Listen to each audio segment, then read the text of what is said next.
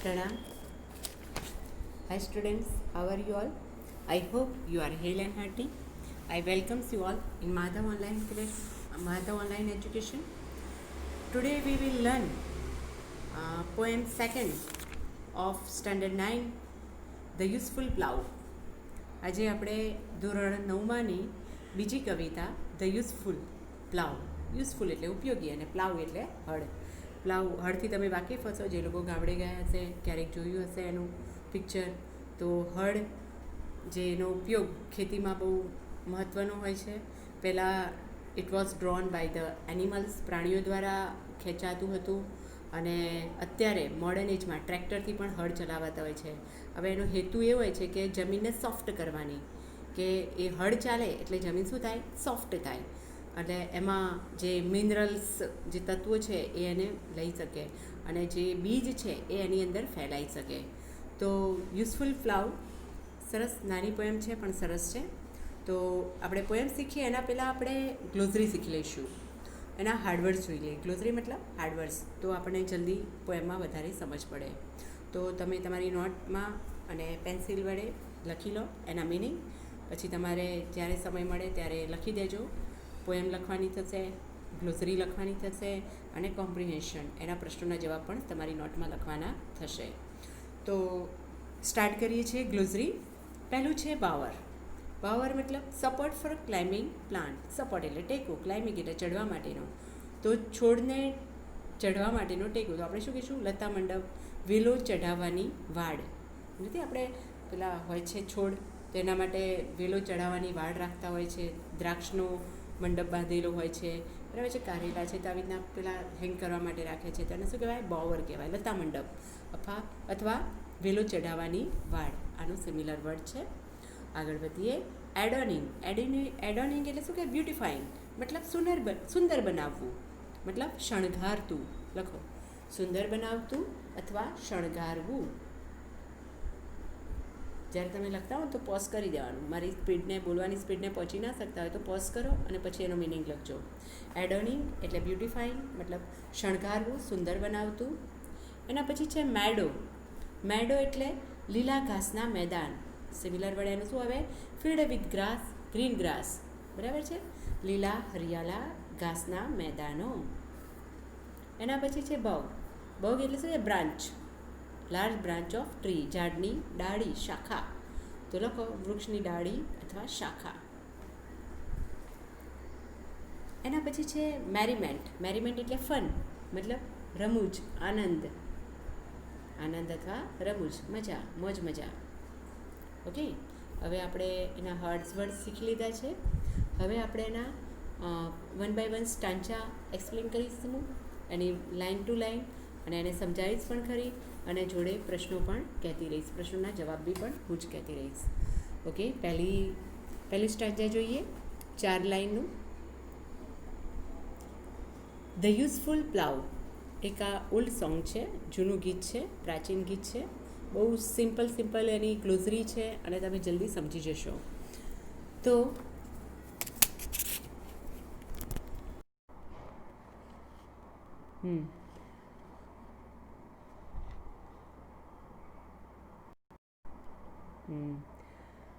A country life is sweet in moderate cold and heat. To walk in there, how pleasant and fair in every field of wheat. A country life is sweet. Country life. Country એટલે ગ્રામ્ય જીવન. Country life એટલે ગ્રામ્ય જીવન, ગામડાનું જીવન. Country life is sweet. ગામડાનું જીવન ખૂબ મધુર છે. In moderate cold and heat. મધ્યમસરની, પ્રમાણસરની ઠંડી અને પ્રમાણસરની ગરમી. ત્યાં આપણે બહુ ગરમી લાગે તો ગામડે જ્યારે બી માપમાં લાગે, કેમ કે ત્યાં આગળ વૃક્ષોને વધારે હોય એટલે બહુ ઠંડી બી ના પડે, બહુ ગરમી પણ ના લાગે. A country life is sweet. ગ્રામ્ય જીવન ખૂબ મધુર છે. In moderate cold and heat. મધ્યમ સ્તરની ઠંડી અને મધ્યમ સ્તરની ગરમી. To walk in there, how pleasant and fair. To walk in there, ખુલ્લી હવામાં ચાલવું. હાઉ પ્લીઝન્ટ એન્ડ ફેર. પ્લીઝન્ટ એટલે આહલાદક, ફેર એટલે સુંદર. કેવું આહલાદક અને સુંદર છે. ક્યાં આગળ, in every field of wheat. Wheat એટલે ઘઉં, દરેક ઘઉંના ખેતરમાં. ફરીથી આખું સ્ટાન્જા જોઈ લઈએ. એ કન્ટ્રી લાઈફ ઇઝ સ્વીટ. ગ્રામ્ય જીવન મધુર છે. In moderate cold and heat, મધ્યમ સ્તરની ગરમી અને મધ્યમ સ્તરની ઠંડી. Two walk in the hair, ખુલ્લી હવામાં ચાલવું. હાઉ પ્લીઝન્ટ એન્ડ ફેર, કેવું આહલાદક અને સુંદર છે. ઇન એવરી ફિલ્ડ ઓફ વીટ, ઘઉંના દરેક ખેતરમાં. તો આ સ્ટાન્જામાં કેવા પ્રશ્નો પૂછી શકાય? આઈ હોપ તમને પહેલાં સ્ટાન્જામાં સરસ સમજણ પડી ગઈ હશે, કેમ કે બધા વર્ડ્સ સહેલા છે, લાઇન ટુ લાઇન સમજણ પડી જાય એવી જ છે. તો તમને પણ આમાં પણ પરીક્ષામાં એક સ્ટાન્જા આપશે અને એમાંથી 3 પ્રશ્નો પૂછશે. તો ધ્યાન આપો. પહેલો પ્રશ્ન છે, how is the country life? How is the country life? તો પહેલી જ લાઈન, તો the country life is sweet. ગ્રામ્ય જીવન કેવું છે? તો ગ્રામ્ય જીવન મધુર છે. આગળ, what kind of atmosphere is found in the country? ગ્રામ્ય વિસ્તારમાં કેવું વાતાવરણ હોય છે? તો કયું આવશે? થર્ડ લાઇનમાં, સેકન્ડ લાઇનમાં, ધ એટમોસ્ફિયર એટલે વાતાવરણ. The atmosphere is moderately cool and hot in the country. કેવું હોય છે? મોડરેટ કોલ્ડ એન્ડ હીટ, મધ્યમ સ્તરની ગરમી અને મધ્યમ સ્તરની ઠંડી હોય છે. આગળ જોઈએ next question. Vote does the poet feel while walking in the air in the country?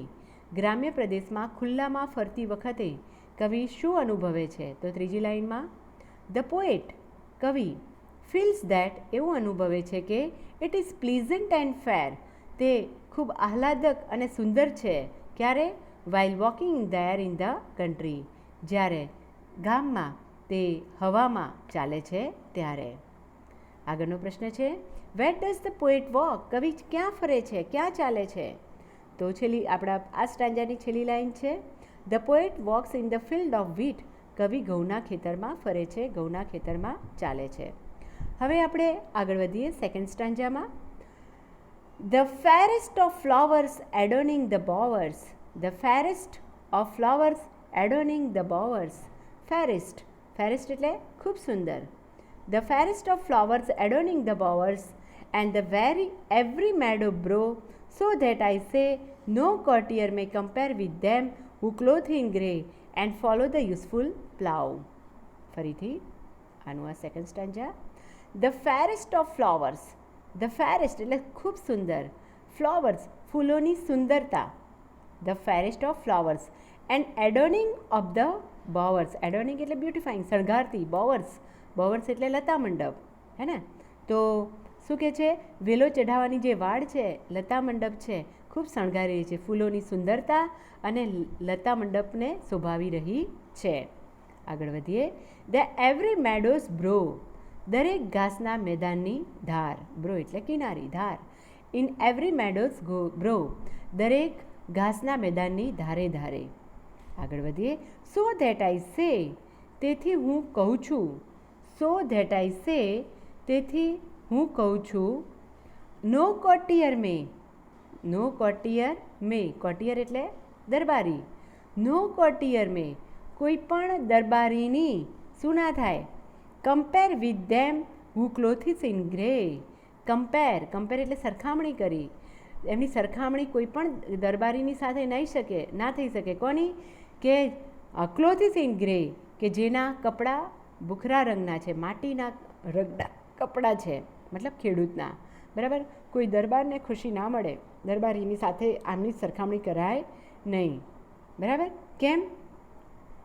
And follow the useful plough, અને તેઓ શું કરે છે? ફોલો ધ યુઝફુલ પ્લાઉ, જેઓ ઉપયોગી હળના અનુસરવામાં છે, એમાં મગ્ન થઈને એનું કામ કરી રહ્યા છે. ફરીથી આખો સ્ટાન્જા સમજાઈ જઈએ.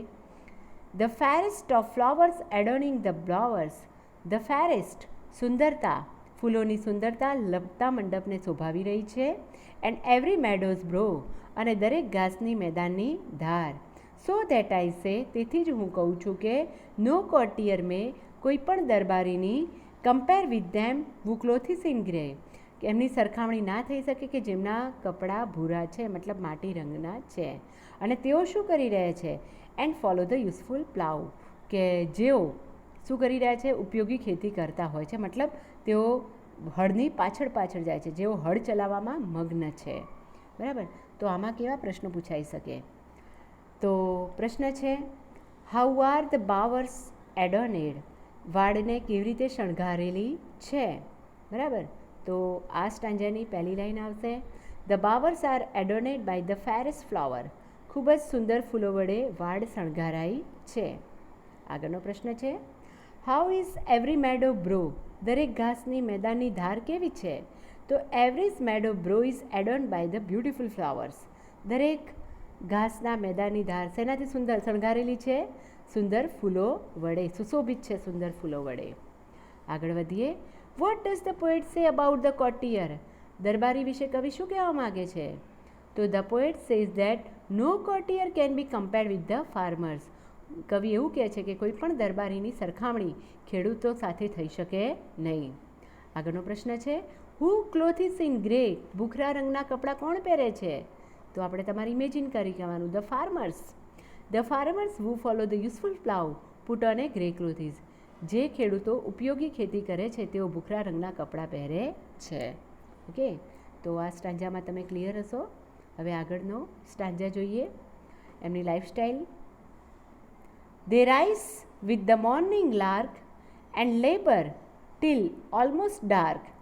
Then folding their ship, they hasten to sleep. Next morning is ringing with the birds that are singing.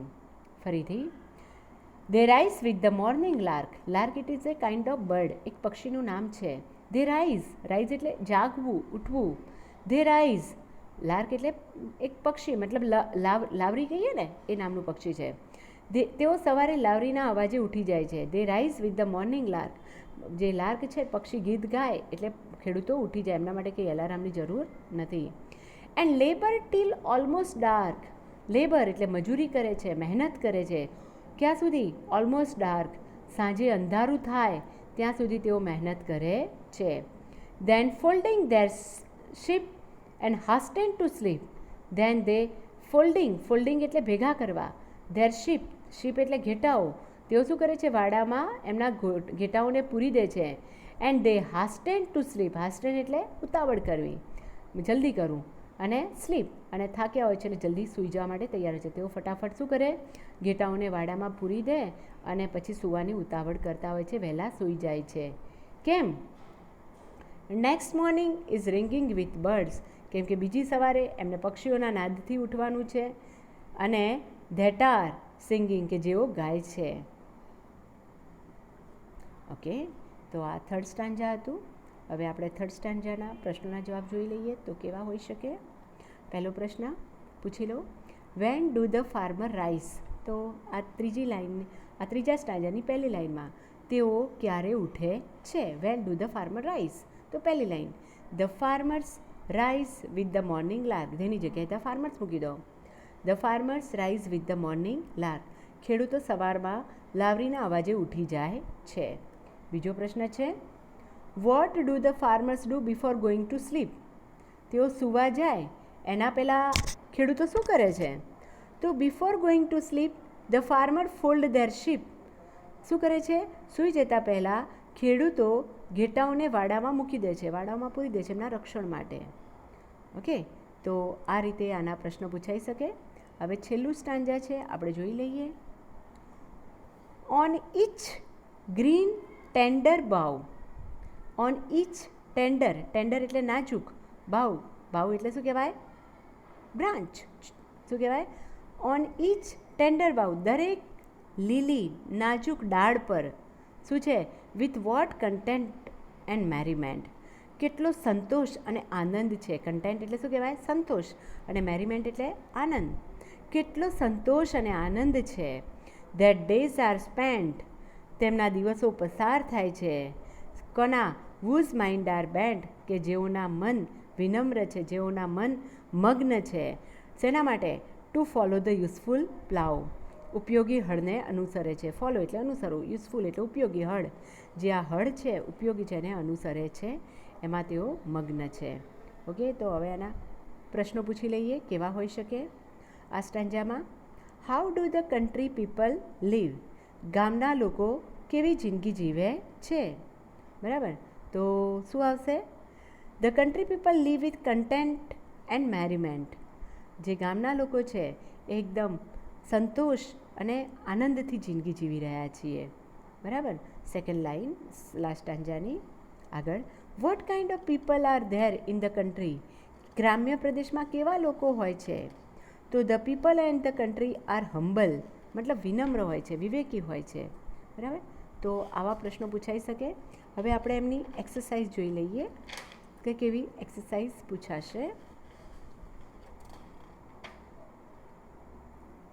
આમાં છે okay, state the whether the statements are true or false. નીચેના વિધાનો, સ્ટેટમેન્ટ્સ એટલે શું કહેવાય? વિધાનો ખરા છે કે ખોટા તે કહો.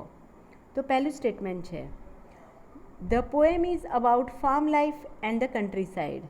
The poem Kavita is about વિષય છે farm life and country side, જે ખેતરનું જીવન છે અને જે ગામડાનું જીવન છે એના વિશે કવિતા છે. તો શું આવશે? ટ્રુ આવશે. લખી દો ટ્રુ. બીજું વાક્ય છે, the village is life is unpleasant. Pleasant એટલે ખુશી અને અનપ્લીઝન્ટ એટલે દુઃખી. તો ગામનું જીવન છે દુઃખી છે, તો એ શું આવશે? ફોલ્સ. તો ચોકડી મારી દો. આગળ વધીએ. The farmers in countryside are unhappy. જે ખેડૂતો ક્યાં છે? ગામમાં છે. આર અનહેપી, તેઓ દુઃખી છે. With hardship in the farming, કેમ કે એમને ખેતી કરવામાં બહુ મહેનત કરવી પડે છે, બહુ તકલીફો. હાર્ડશીપ એટલે શું કહેવાય? તકલીફો. ખેતી કરવામાં એમને બહુ તકલીફો પડે છે. તો શું લખીશું? ફોલ્સ. ખોટું આપીશું. છેલ્લે જોઈએ, ploughing is an act of satisfaction for farmer. જે ખેતર ખેડે છે એ શું બતાવે છે? જે ખેડૂતો છે એનો સંતોષ દર્શાવે છે. તો શું કરીશું? ટ્રુ. સાચું આપો. હવે પ્રશ્નો 3 આપેલા છે, જોઈ લઈએ, પછી આપણું પોએમ પૂરી થઈ જશે. How long do the farmers work in their field. કેટલા સમય સુધી ખેડૂતો ફાર્મમાં કામ કરે છે?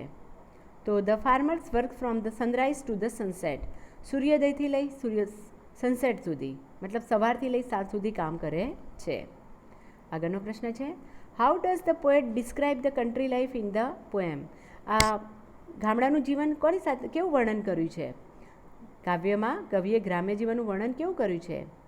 તો એકોર્ડિંગ ટુ ધ પોએટ, કવિના મત મુજબ, the country life is sweet.